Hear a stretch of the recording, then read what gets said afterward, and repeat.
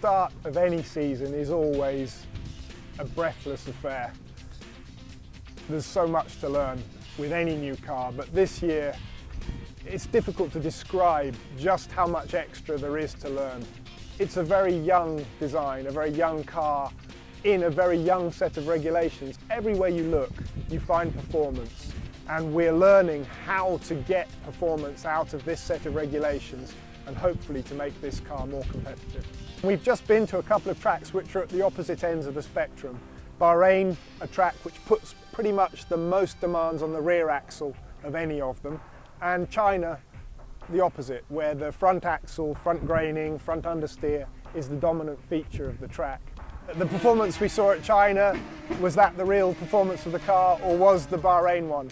In fact, it's a mistake to think in those terms, because it wasn't the same car at those tracks. Between Bahrain and China, we improved the car quite substantially.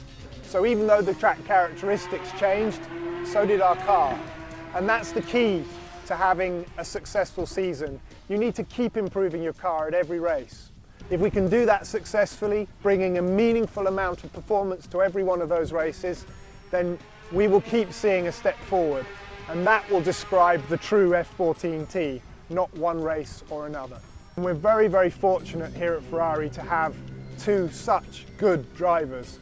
Two drivers with an impeccable pedigree. With Fernando, we've seen, as always, an extraordinary level of performance, scavenging every possible point at every possible opportunity. And we have to say thank you to him for what he's managed to do with the car so far this year.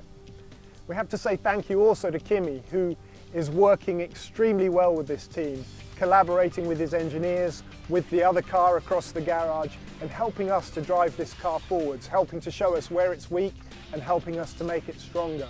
He has class written all over him, and we know that within a very short space of time, we'll also be seeing the results in the track. So until that starts happening, and until we deliver both our drivers a car that they can really put to work on the track, we're just very fortunate to have these guys helping us drive the program forward.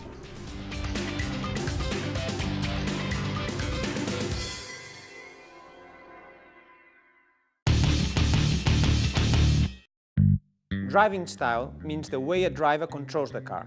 A Formula One is very rigid to optimize downforce.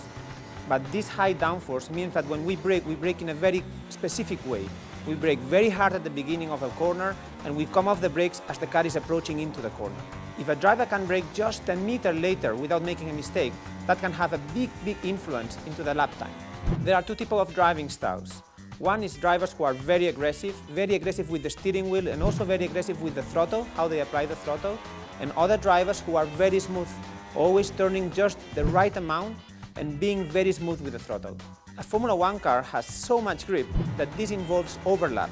Overlap means that at the same time as you're braking into the corner, you're already at some point applying the throttle at the same time as you are on the brakes. The moment the Formula One car reaches the apex, you want to be very early on the throttle, of course keeping always the perfect line. Oversteer, that's when the front turns too much. To correct that, you can do opposite lock. Understeer, that is when the front of the car is running too wide. There's two ways to solve understeer. One is coming off the throttle, and another one is just applying more steering into the car. By nature, a driver operates on instinct. But also, a driver needs to be very intelligent, using all the data available to improve his driving style. But on overtaking, instinct is the most important aspect. This year, with the new power units, driving techniques will have to change again, with the instructions from the pit wall being more important than ever.